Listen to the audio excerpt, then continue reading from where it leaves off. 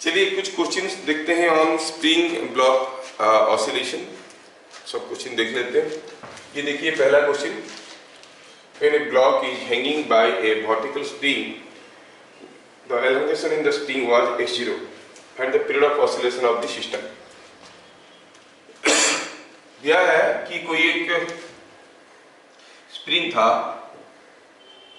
वहां से कोई एक ब्लॉक को झुला दिया गया। स्प्रिंग का कांस्टेंट कितना है मालूम नहीं है, ब्लॉक का मास कितना है मालूम नहीं है। जब झुला दिए तो पता चला कि इसमें एलोंगेशन कितना हुआ। सपोज हम कहेंगे ये है स्प्रिंग का नेचुरल लेंथ, अब ये नीचे आ गया है x0। बोला ऐसा एक सिस्टम को अगर हम ऑसिलेट करवाएंगे तो उसका टाइम पीरियड ऑफ ऑसिलेशन क्या होगा। तो आप ऐसे जा सकते हो, हमें तो मालूम है कि जो टाइम पीरियड ऑफ ऑसिलेशन है वो 2π√m/k है ना। तो m नहीं दिया है, k नहीं दिया है, but we see at equilibrium position, at equilibrium. अब ये ब्लॉक अगर रेस्ट में है तो क्यों रेस्ट में है, क्योंकि इसको उसका वेट खींच रहा है नीचे और स्प्रिंग भी ऊपर की तरफ खींच रहा है। अगर एलोंगेशन x0 हुआ है तो spring force must be kx0। अच्छा ये बात है। तो फिर हम कहेंगे कि at equilibrium kx0 is equal to mg, है ना।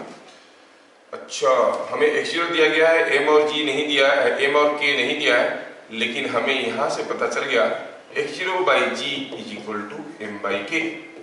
यस, तो टाइम पीरियड ऑफ ऑसिलेशन क्या हो जाएगा, time period of oscillation is 2π√m/k।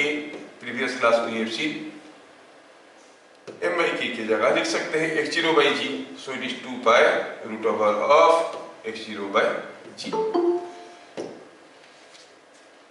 So what we see here, the time period of oscillation is coming out to be 2πx0/g. Hope you have understood. It's a very simple question, a very important question also. अगर कोई block को किसी spring से झुला देते हैं और पता चला स्प्रिंग में एलोंगेशन x0 हुआ है, तो time period of oscillation is 2πx0/g. Let us see the next question. दिया है here in this figure k is 100 Newton per meter and mass is 4 kg. The block at equilibrium was given a sudden downward velocity of 10 meter per second. Block equilibrium position में था, suddenly आप इसको एक downward velocity देते हो 10 metre per second का। अगर ऐसा एक डाउनवर्ड वेलोसिटी देते हो तो पता ये करना है आपको कि what is the maximum downward displacement. जैसे धक्का देंगे नीचे जाएगा लेकिन रुकेगा नहीं, फिर वापस आएगा और ऑसिलेट करने लगेगा। बोला कितना मैक्सिमम नीचे जाएगा, what is the maximum displacement from mean position. You know the maximum displacement from mean position is otherwise called amplitude. You want to know the amplitude of oscillation.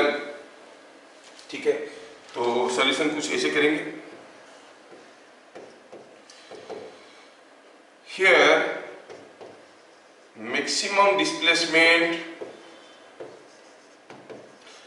from equilibrium position is equal to the amplitude and velocity at mean position। mean position मतलब equilibrium position। हम बताए थे mean position होता है equilibrium position। कितना दिया है, कितना 10 मीटर पर सेकेंड। और आपको मालूम है कि when a body is oscillating, the velocity at the equilibrium position or the mean position is a omega। तो again ओमेगा कितना है इस केस में, omega is nothing but √k/m। k दिया गया है 100, m दिया गया है 4, √1 निकालो तो मिलेगा 5 रेडियन पर सेकेंड। अच्छा ऐसी बात है। तो फिर क्या पूछा है निकालने के लिए, निकालने के लिए what is the maximum downward displacement, मतलब you are to find out what is A. Omega मालूम है और maximum displacement maximum velocity at the mean position मालूम है। You know the velocity at mean position is A omega. तो कैसे करेंगे हम इस क्वेश्चन को? अब देखो आपको समझ में आ गया कैसे करना है। Let me squeeze it so that I can make little space. ठीक है,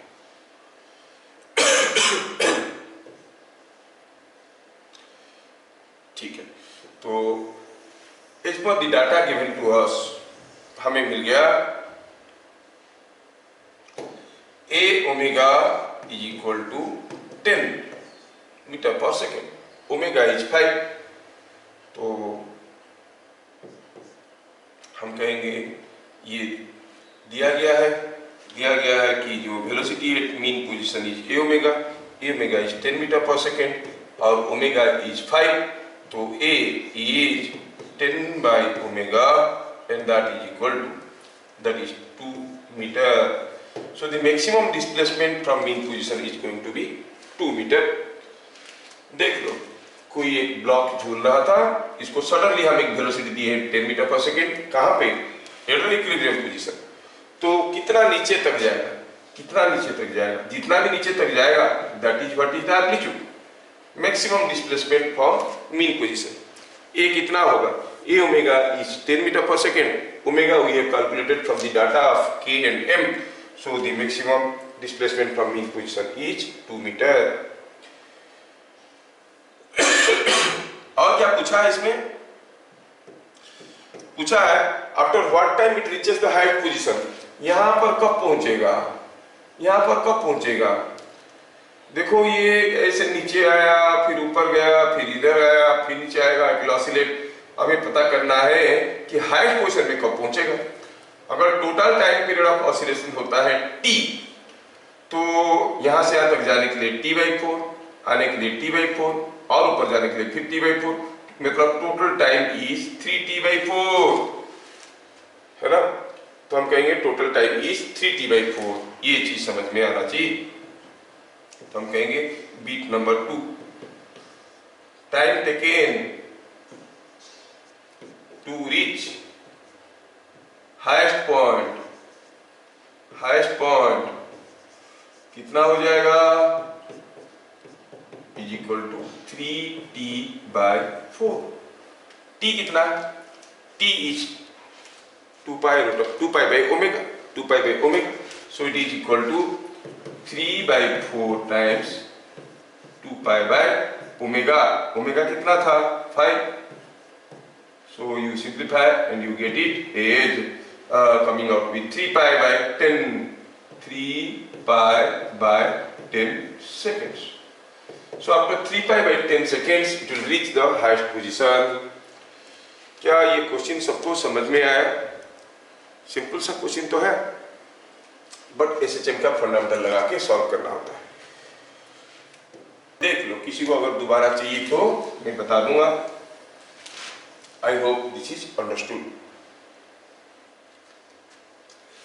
ठीक है, ये इसको समझ में आ गया। Next question, here is a horizontal spring block system। It was executing SHM with an amplitude A, मतलब maximum displacement from mean position was A। ये ब्लॉक ऑसिलेट कर रहा था। When the block was moving through the mean position, जब वो mean position से जा रहा था, it sticks to another similar block at rest। जब ये ऑसिलेट करके गया, ऐसे गया, फिर वापस आया, तब यहाँ पे दूसरा ब्लॉक रखा हुआ था, सेम मास था, उसके साथ चिपक गया। ठीक है, चिपक गया तो बता कि जो नया एसएचएम होगा उसका एम्पलीट्यूड क्या होगा? What will be the amplitude of the new SHM? देखिए आप लोग थोड़ा एक क्वेश्चन को लिख लीजिए, एक बहुत ही इंपॉर्टेंट क्वेश्चन है। Will solve it now. ठीक है, देखो तो कैसे करते हैं।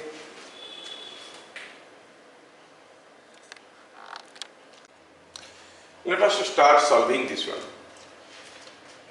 पहला केस में क्या दिया?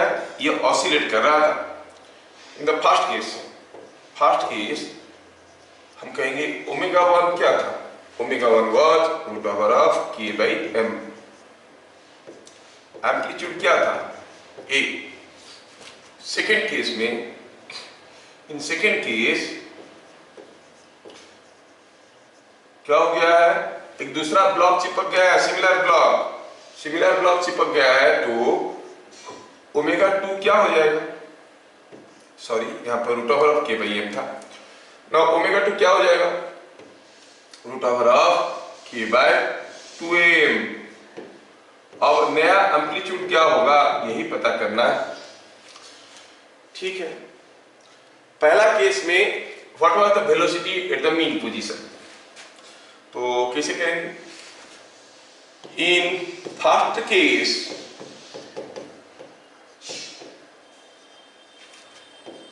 The velocity at mean position क्या था, you know it is a1 omega 1। In second case the velocity at mean position क्या था, obviously it is a2 omega 2। जब दूसरा ब्लॉक चिपक गया उसके बाद भी तो ऑसिलेट कर रहा था, मीन पोजीशन में वेलोसिटी क्या हुआ, a2 ओमेगा 2। तो जस्ट चिपकने से पहले, दूसरा मास के साथ स्टिक करने से पहले वेलोसिटी था a1 ओमेगा 1, स्टिक करने के बाद वेलोसिटी हो गया a2 ओमेगा 2। तो बाय कंजर्वेशन ऑफ मोमेंटम आप क्या कहोगे कि टकराने से पहले momentum at mean position before sticking must be equal to momentum at mean position after sticking, ठीक है ना, momentum at mean position after sticking, stick करने के बाद और स्टिक करने से पहले कोई मास m कुछ वेलोसिटी में जा रहा था, दूसरे एक मास के साथ चिपक गया जो रेस्ट में था, दोनों मिलके चले तो मोमेंटम तो वही रहेगा, अच्छा मोमेंटम वही रहेगा, मतलब पहले मोमेंटम क्या था, only m mass was moving with what velocity a1 omega 1। अब क्या है, सेकंड केस में क्या मास मूव कर रहा था, 2m, और वो भी क्या वेलोसिटी में मीन पोजीशन पे a2 ओमेगा 2।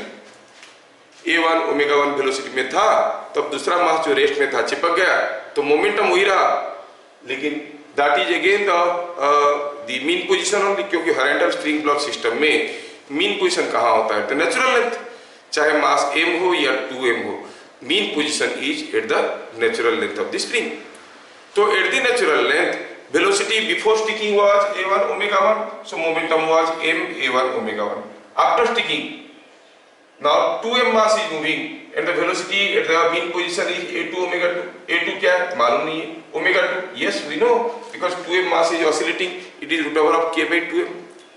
तो ये दोनों का मोमेंटम बराबर होना है, अगर बराबर होना है तो m तो कैंसिल हो गया, a1 का वैल्यू a है और ओमेगा 1 का वैल्यू क्या है, a1 was the acceleration before, दिया है कि the system is oscillating with an amplitude a दिया हुआ है, so it is coming out to be a omega 1 क्या है, root over of k by m, that is equal to price of a2 क्या है मालूम नहीं, पता करना है, ओमेगा 2 क्या है, root over of k by 2m।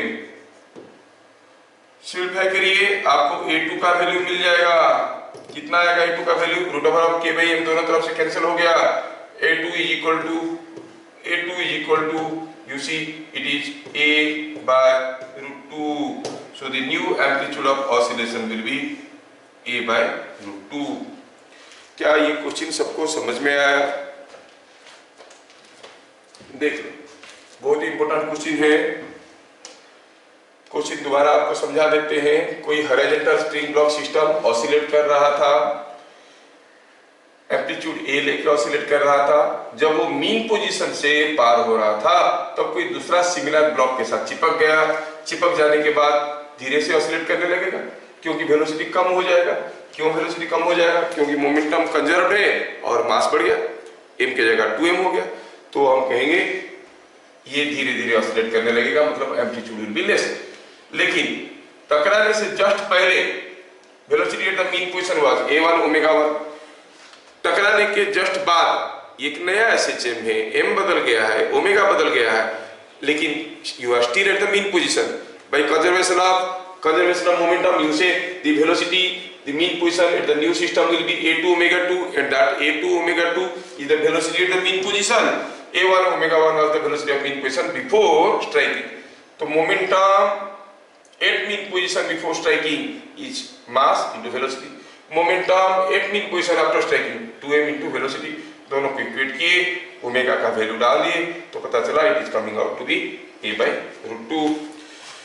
क्या चीजें सबको समझ में आया? Is it understood? Yes, sir. Yes.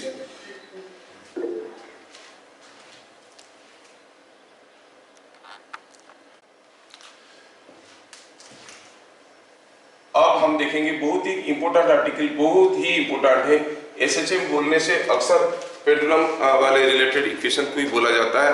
तो आप देखोगे क्या है, इट इज SHM और simple harmonic oscillation of a simple pendulum।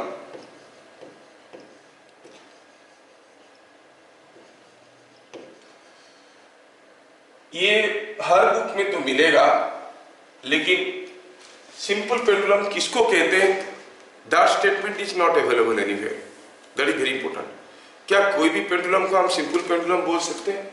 Suppose हम कहेंगे यहां पर कोई ऐसा एक चीज झूल रहा है, क्या इसको हम सिंपल पेंडुलम कह सकते हैं? कब सिंपल पेंडुलम कहेंगे? राइट। पहले इसको डिफाइन करने के लिए हमें देखना पड़ेगा what it means by length of A pendulum. Point number 1, length of थोड़ा ध्यान से देखना, ए पेंडुलम इज, पेंडुलम किसको कहते हैं? सिंपली कोई चीज ऐसे झूल रहा होगा, कोई मास ऐसे झूल रहा होगा जिसका ऑसिलेशन के बारे में हम लोग बात करना चाहते हैं। ये पेंडुलम का लेंथ किसको कहेंगे? Length of A pendulum is the distance between point of suspension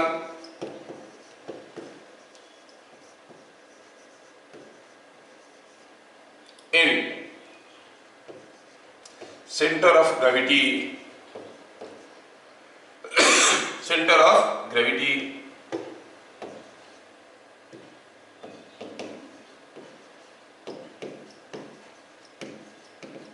of the bob।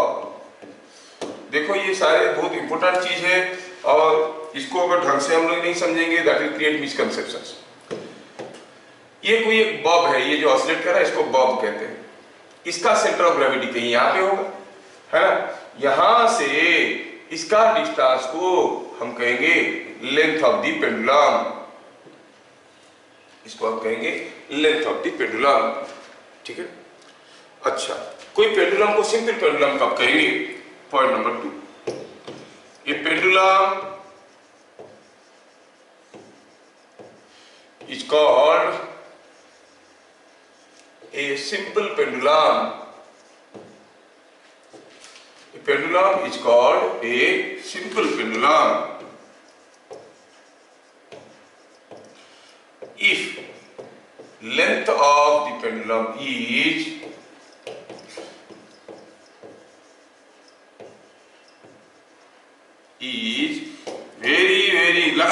very large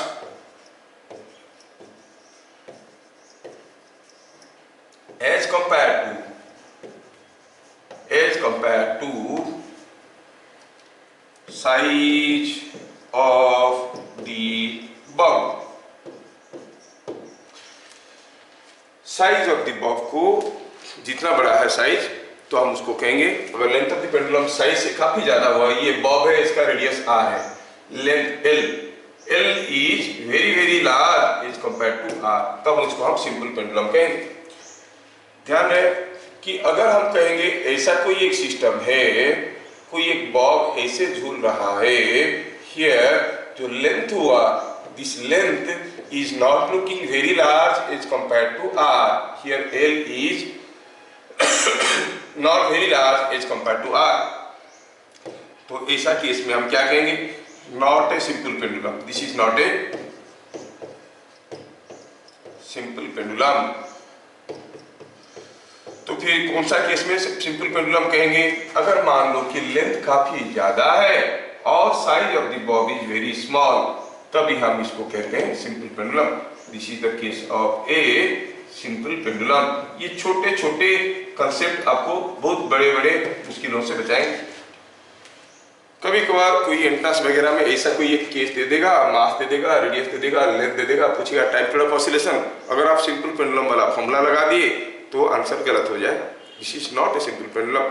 simple pendulum किसको कहेंगे, अगर size of the bob is very very small as compare to the length. मान लो size 1 centimetre है और ये length is 1 metre, yes the length is 100 times more than the radius, तो आप कहोगे हाँ ये सिंपल पेंडुलम है। ऐसा सिंपल पेंडुलम का ऑसिलेशन के बारे में हम देखना चाहते हैं। Point number 3,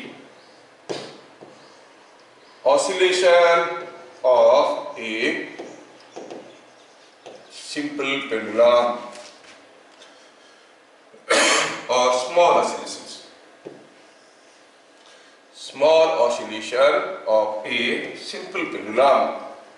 Small oscillation of a simple pendulum. कोई एक सिंपल पेंडुलम है, ऐसा है, मैं इसको थोड़ा सा एक छोटा सा डिस्प्लेसमेंट दूंगा, छोटा सा ऑसिलेशन दूंगा तो ऐसे ऑसिलेट करने लगेगा, और इसकी टाइम पीरियड ऑफ ऑसिलेशन के बारे में हम डिस्कशन करना चाहते हैं, सब कुछ डिस्कशन करना चाहते हैं। लेंथ हो गया पेंडुलम का L। तो तरीका क्या है, तरीका क्या है कि पहले हमें देखना पड़ेगा ये जो ऑसिलेशन हो रहा है at any displacement x from the mean position, at any displacement x from the mean position, क्या इसके ऊपर कोई रिस्टोरिंग फोर्स है proportional to and opposite to the displacement? If yes, then only we can say it is a simple harmonic motion। चलिए देखते हैं। For a small displacement,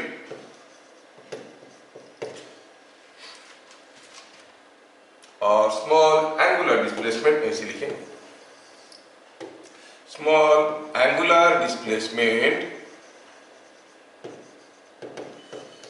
theta, छोटा सा एंगुलर डिस्प्लेसमेंट दिए, मतलब पेंडुलम अब आके यहां पे पहुंच गया है, कितना दिए, छोटा सा एंगुलर डिस्प्लेसमेंट दिए, छोटा सा दिए तो ये लेंथ भी तो छोटा होगा, और ऑफ कोर्स ये कर्व पाथ में मूव कर रहा है, ये कर्व पाथ में मूव कर रहा है, लेकिन सोचो कोई भी एक कर्व का एक छोटा सा हिस्सा is always a straight line.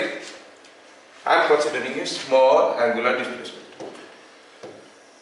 तो क्या हुआ, what is the displacement, you will say the displacement of the bob is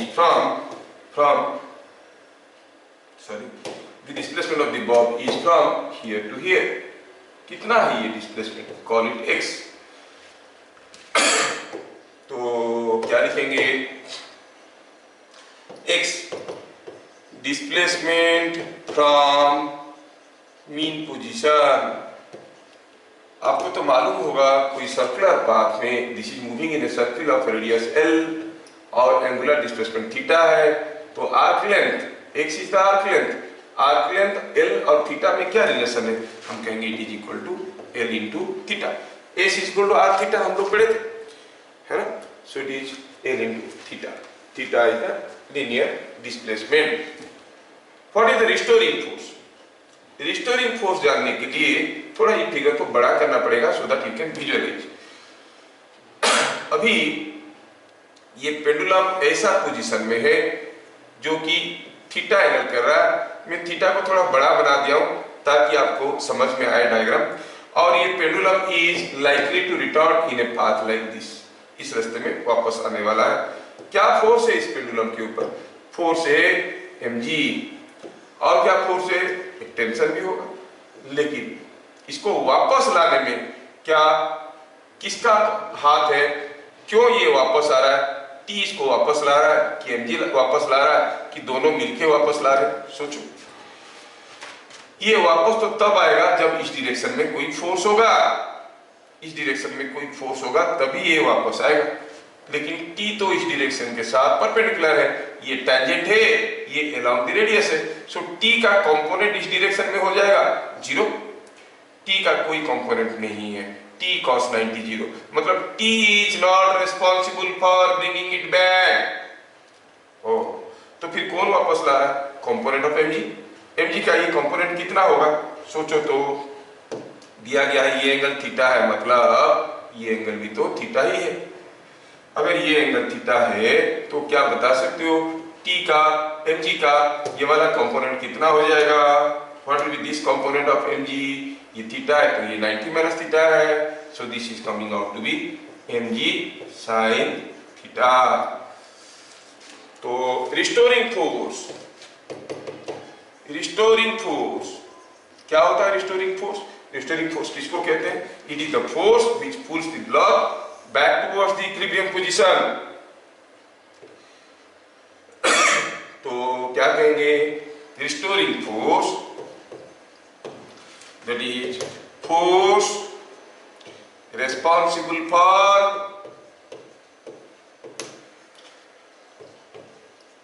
pulling it back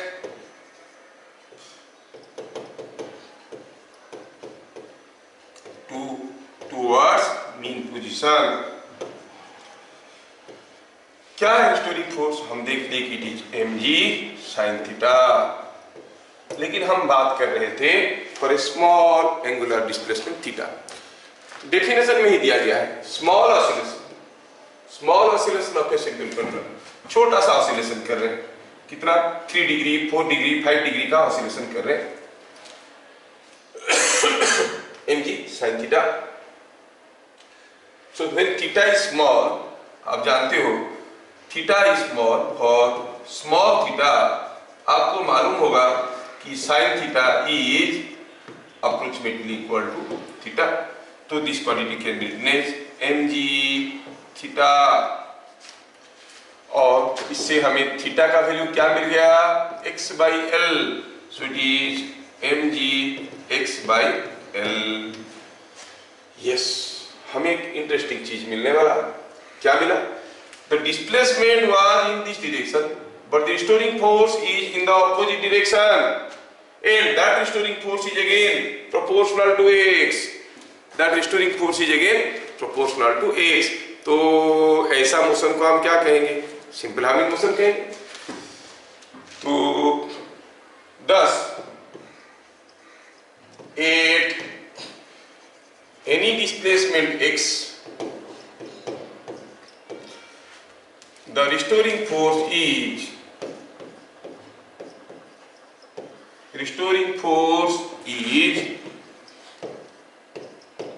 F is equal to minus mgx/l। Sir यहाँ पे तो माइनस नहीं था, माइनस कहाँ से ले आए?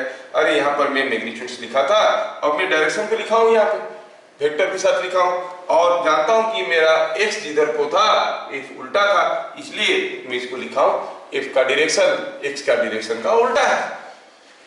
तो हेंस it is SHM, मतलब f is proportional to and opposite to x, so it is SHM।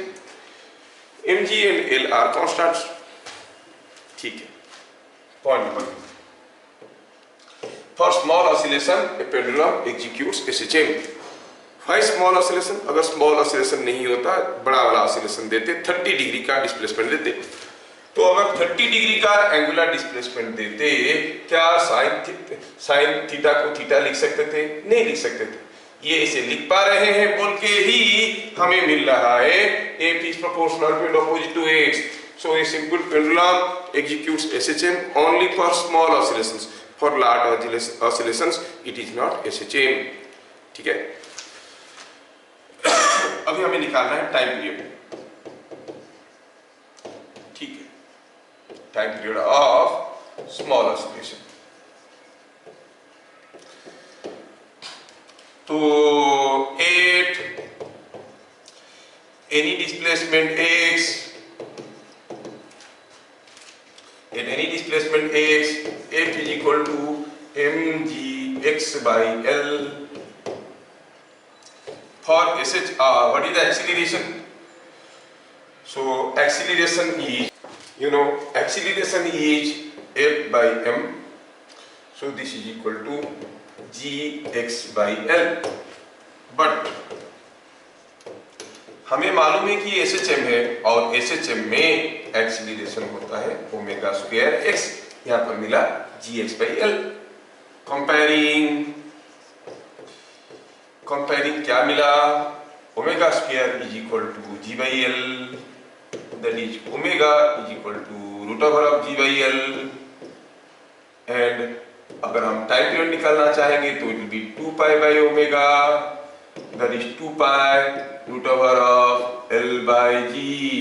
This is the time period of oscillation for small oscillations.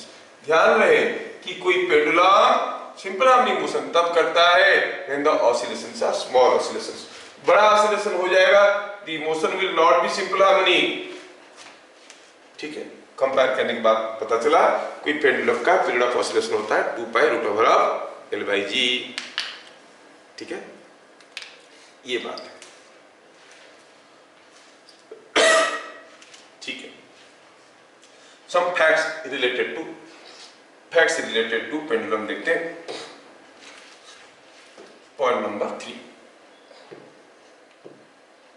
हमें पता चल गया कि t the time period is 2 pi root over of L by G. ये सब बनाते वक्त क्या क्या चीजें हम assume किए हैं? कब कि length of the pendulum is very very large as compare to the size of the bob, बहुत इंपॉर्टेंट है. दूसरा कि we are considering only small oscillations. Small oscillation के लिए टाइम पीरियड होता है 2 pi root over of L by G. इसका मतलब हमारा जो t है वो g के ऊपर डिपेंड करता है. कोई पेंडुलम का पीरियड ऑफ ऑसिलेशन अर्थ पे जितना होगा मून पे कुछ अलग होगा, क्योंकि मून पे acceleration due to gravity is different. Acceleration due to gravity different हो जाता है तो हम कहेंगे time period of oscillation will be also different, है ना. अच्छा, ये बात है. अभी इसमें और एक इंटरेस्टिंग चीज सामने आ रहा है, वो ये है कि जब हम कोई पेंडुलम को ऑसिलेट करवा रहे हैं, हो सकता है कि that pendulum is hanging under gravity और उसके ऊपर कोई दूसरे फोर्स भी है ना. दूसरे फोर्स भी है, मतलब मान लो कि ये कोई एक लिफ्ट है और कोई एक कार है. ये कार के अंदर कोई पेंडुलम झूल रहा था. सपोज ये कार अभी एक्सीलरेट करने लगेगा तो इस बॉब के ऊपर वेट के साथ साथ एक शैडो फोर्स भी आएगा. शैडो फोर्स आएगा तो ये बॉब ऐसा पोजीशन में नहीं रहेगा, it will B bending towards this position like this. At this position इसके ऊपर कुछ फोर्सेस आ रहा है. क्या? Because of the acceleration ma और because of the gravity mg. अब ये पेंडुलम ऐसा पोजीशन में है, अभी अगर इसको आप थोड़ा सा स्मॉल ऑसिलेशन देते हैं, ये ऐसे ऑसिलेट नहीं करेगा. कैसे ऑसिलेट करेगा? ऐसे ऑसिलेट करेगा, क्योंकि this is the equilibrium position. तो ऐसा केस में टाइम पीरियड ऑफ ऑसिलेशन कैसे निकालेंगे? कोई भी बुक में नहीं दिया है method. They go from the fundamental method, जैसे अभी हम लोग डिराइव किए ना, उसी मेथड से करते हैं. कोई भी बुक से ये मेरा मेथड नहीं दिया. अभी मैं जो बताने जा रहा हूँ ध्यान से देखना. वो क्या करते हैं हर एक केस में? They go for the crude method, अभी जो हम लोग जैसे करके निकालेंगे.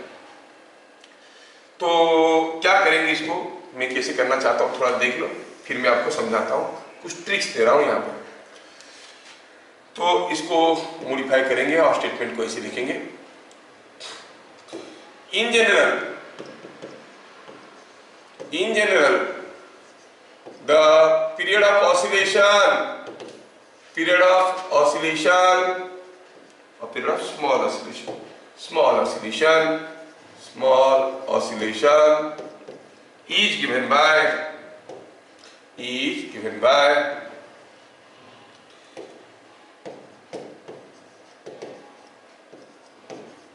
t equal to 2 pi root over of L by G, ऐसा है। अब G की जगह हम क्या लिखेंगे? G डैश, G डैश लिख रहे हैं। What is G dash? Where mg dash is tension in thread at equilibrium position, tension in thread at equilibrium position। जब कोई बॉब रेस्ट में है इक्विलिब्रियम पोजीशन में, थ्रेड में जो टेंशन है उसको आप mg डैश के साथ इक्वेट करो, वहां से g डैश का वैल्यू मिल जाएगा, फिर बोलो कि time period of oscillation is 2 pi root over L by g dash. I will give you some example. ध्यान से देखना, किसी भी बुक में नहीं दिया है, बार बार इंसिस्ट कर रहा हूं, उनका तरीका अलग है, मेरा तरीका अलग है। सपोज हम कहेंगे ये कोई एक लिफ्ट है जो कि ऊपर जा रहा है एक्सीलरेशन a0 में, यहां पर कोई एक पेंडुलम झूल रहा था। अब ये पेंडुलम झूल रहा था तो हम इसका पीरियड ऑफ ऑसिलेशन जानना चाहते हैं, तो क्या बताएंगे हम? टेंशन को हम T लिखते हैं तो कंफ्यूजन होगा, इसको F कहते हैं। तो क्या कहेंगे? एट इक्विलिब्रियम, F क्या हो गया? F इज, ये मास अगर m है, इसके ऊपर mg तो है ही, बट इसके साथ साथ एक ma0 भी है, यू नो ma0 भी है यहाँ पर, तो F हो गया mg प्लस ma0। F क्या है? एट इक्विलिब्रियम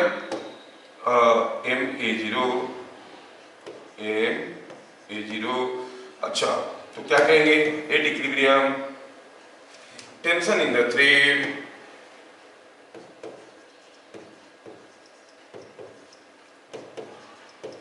कितना हो गया? हम कहेंगे F कितना है? ये mg प्लस ma0। तो g डैश क्या लेंगे? It is F by m। क्या था? g dash, mg dash is equal to this, तो g डैश क्या हो जाएगा? By m। और इधर लिखते हैं, हमारे अपनी तरीके से लिखते हैं। So mg dash is equal to F is equal to mg plus ma0, मतलब g डैश हो गया g प्लस a0। अच्छा, g डैश मिल गया, g डैश मिल गया, तो हम बहुत ही आसानी से पीरियड ऑफ ऑसिलेशन निकाल सकते हैं। क्या है time period of oscillation? 2 pi root over of L by g dash. 2 pi root over of L by g dash is the time period of oscillation. ठीक है, तो क्या लिखेंगे? तो मिल गया हमें time period is 2 pi root over of L by ji dash, G dash की जगह वैल्यू डाल दीजिए, बन गया 2 pi root over of L by G plus a0। सो अगर कोई लिफ्ट ऊपर जा रहा है a0 एक्सीलरेशन में, उसके अंदर जो पेंडुलम है वो ऑसिलेट कर रहा है with time period 2 pi root over of L by G plus a0।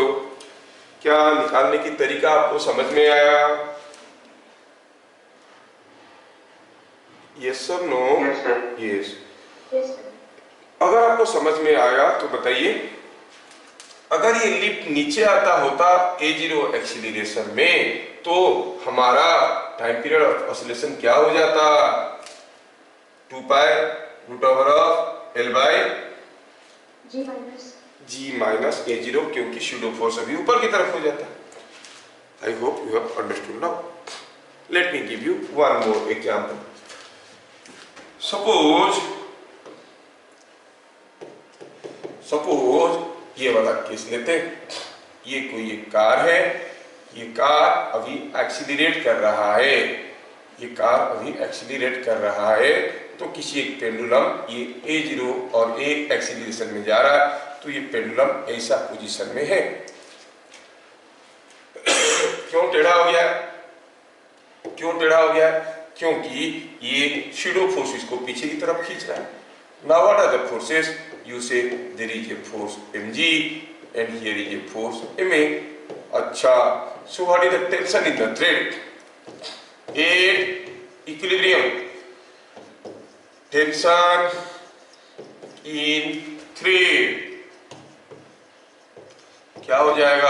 आप देखो ये तीनों का रिजल्टेंट 0 है, मतलब F must be equal to and opposite to mg and resultant of mg and ma। F must be, repeating again, F must be, F क्या है? Tension in the thread. The tension in the thread must be equal to and opposite to the resultant of mg and ma। और mg और ma तो दिख रहा है कि mutually perpendicular है, तो फिर F का वैल्यू क्या हो जाएगा? इन दोनों का रिजल्टेंट का मैग्नीट्यूड। जब दो वेक्टर म्यूचुअली परपेंडिकुलर है, हमें तो रिजल्टेंट निकालना आता है, mg का स्क्वायर प्लस ma का स्क्वायर रूट ओवर। ओ, ये बात है। हम जानते हैं कि हमें टाइम पीरियड ऑफ ऑसिलेशन चाहिए, तो 2 pi root over of L by G dash करेंगे, जिसमें mg डैश क्या है? mg dash is tension at the equilibrium position, tension in the thread at the equilibrium position. So हम लिखेंगे mg dash is equal to ये m square, ये m square बाहर ले आओ तो बाहर आ जाएगा m, अंदर रह गया g स्क्वायर प्लस स्क्वायर, ये हो गई बात। ये जो mg डैश है, we have equated this mg dash with f that is coming this। इसका मतलब g डैश कितना हो गया? g स्क्वायर प्लस स्क्वायर का रूट ओवर। इतना सारा जानकारी होने के बाद टाइम पीरियड निकालना हमारे लिए कोई बड़ी बात नहीं है। Time period of oscillation will be 2 pi root over of L by ji dash. डालिए value 2 pi root over of L by root over of क्या है? G square plus square. A का वैल्यू दिया रहेगा तो you can very easily calculate the time period of oscillation will be this. क्या ये बात सबको समझ में आ रहा है? Is it understood? तो कोई भी केस में अगर पेंडुलम के ऊपर ग्रेविटी के अलावा दूसरे फोर्सेस भी है, तो टाइम पीरियड ऑफ ऑसिलेशन हो जाता है 2 pi root over of L by G dash. और वो जो जी डैश निकालने का तरीका क्या हुआ? mg dash must be equal to the tension in the thread at the equilibrium position. जब वो पेंडुलम इक्विलिब्रियम पोजीशन में रुका है, तब निकालो थ्रेड में क्या टेंशन है। दैट टेंशन को mg डैश के साथ इक्वेट करो, उसमें से g डैश मिल जाएगा। एक बार g डैश मिल गया, time period of oscillation is 2 pi root over of L by G dash. क्या बातें समझ में आ रहा है? यस। तो हम लोग पॉइंट नंबर 3 में देख ली। Now let us see point number 4। In point number 4, I want to say you something important related to the pendulum, जिसमें कुछ वर्डिंग्स यूज होते हैं। ऐसा एक स्टेटमेंट यूज करते हैं हम लोग, ए pendulum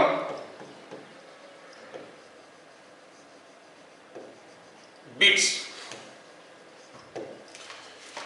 every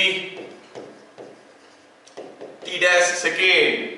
The pendulum beats every t dash second। इसका मतलब क्या है? implies, ये स्टेटमेंट का मतलब क्या है? A pendulum beats every t dash second। ये एक जनरल हम लोग डे टू डे लाइफ में जो यूज करते हैं उसी से डिराइव किया गया है। क्या होता है in case of A pendulum clock? आप देखोगे ये यहाँ पर कुछ गियर अरेंजमेंट रहता है और उसके चारों तरफ ऐसे दोनों तरफ भी गियर्स रहते हैं, है ना? ऐसे गियर्स रहते हैं। और ये पेंडुलम जब ऑसिलेट करता है, क्या करता है? ये गियर्स को ड्राइव करता है। जैसे ये जाएगा तो इसको चलाएगा, फिर इसको चलाएगा, टिक टिक टिक टिक टिक टिक करके इसको चलाते रहता है। And the arrangement runs and the clock operates। जब ये पेंडुलम ऐसे ऑसिलेट कर रहा होता है, क्या होता है? आप देखोगे ये पेंडुलम जब वो इस पोजीशन में जाएगा, टिक आवाज यहाँ पे करेगा, है ना? टिक करके आवाज यहाँ पे करेगा वो, फिर यहां से वापस आएगा, फिर यहां पे करेगा टिक टिक टिक टिक टिक, ऐसे करते रहता है। जब ये टिक टिक टिक टिक करते रहता है तो हम कहेंगे एक बार टिक आवाज करने की, दूसरी बार टिक आवाज करने के बीच में गैप क्या है, टी डैश सेकेंड है। मतलब ये pendulum beats every T dash second, मतलब 2 बार जो टिक टिक करेगा उसके बीच में टाइम गैप है t dash second. So a pendulum beats every T dash second, मतलब हर टी डैश सेकेंड के बाद वो टिक टिक टिक टिक आवाज निकाल रहा है। क्या बता सकते हो, अगर ये pendulum beats every T dash second, then what is the time period of oscillation?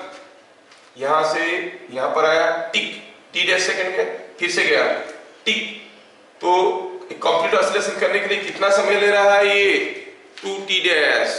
ये समझ में आना चाहिए, हर टी डैश सेकेंड में टिक टिक कर रहा है तो उसका time period of oscillation is 2 T dash. ये आपको मतलब समझ में आना चाहिए। वो देंगे ये पेंडुलम क्लॉक, ये pendulum beats every 0.3 seconds, what is the time period और what is the length of the pendulum? तो टाइम पीरियड क्या हो गया? टाइम पीरियड हो गया 0.3 सेकेंड में बीट कर रहा था, तो टाइम पीरियड हो गया 0.6 सेकेंड। टाइम पीरियड हो गया 0.6 सेकेंड, तो that is equal to 2 pi root over of L by G, वहां से L निकाल लेंगे, है ना? ठीक है, तो ये pendulum clock beats every T dash second का मतलब क्या होता है? implies its time period is t is equal to 2 t dash। ये आपको समझ में आना चाहिए। A pendulum clock beats every t dash second means the time period of oscillation is 2 t dash।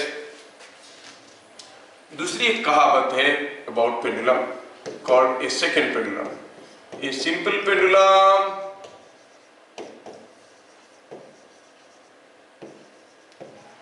is called a simple pendulum is called a seconds pendulum।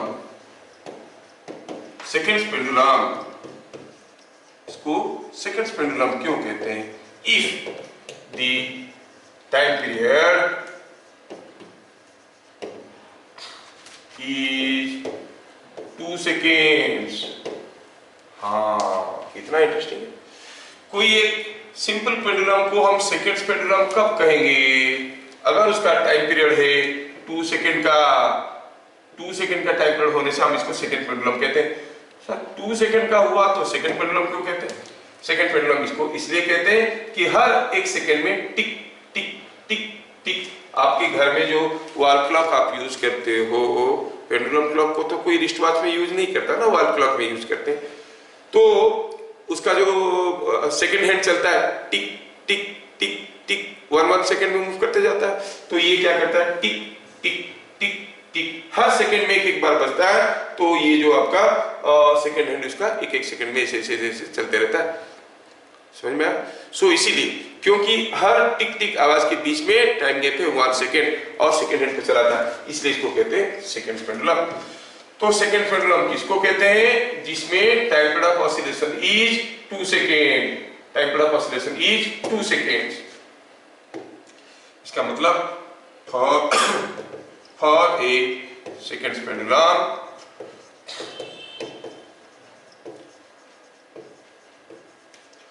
To pi root over of L by G is equal to 2 seconds square both the sides। You find 2 pi का square हो गया 4 pi square L by G is equal to 4। Remember numerically देखा जाता है pi square is close to equal to G। पाई square का value निकालो, G के बराबर आएगा। आप इसको कैंसिल कर सकते हो। अगर आप कैंसिल कर दिए तो L का वैल्यू क्या आ गया? L is coming out to be 1, L is coming out to be कितना आया? 1 मीटर। ये आपको समझ में आना बहुत जरूरी है, ठीक है? अगर हम इसको सिंप्लीफाई करते हैं, ऐसे कैंसिल आउट करते हैं, तो इससे हमें मिला L इज इक्वल टू, ये G है, पाई स्क्वायर के साथ कैंसिल हो गया, 4 के साथ कैंसिल हो गया, 1 metre. So what is the length of a second pendulum? You will say it is 1 meter. ठीक है, the length of a second pendulum is 1 meter. क्या आपको ये बातें समझ में आ रहे हैं? ठीक है, सेकेंड पेंडुलम किसको कहते हैं, length of the second pendulum क्या है, हम लोग अभी पता कर लिए. अब इसके रिलेटेड चीजें हम लोग देखेंगे, डिफरेंट टाइप की वेराइटीज के ऑफ न्यूमेरिकल्स भी देखेंगे.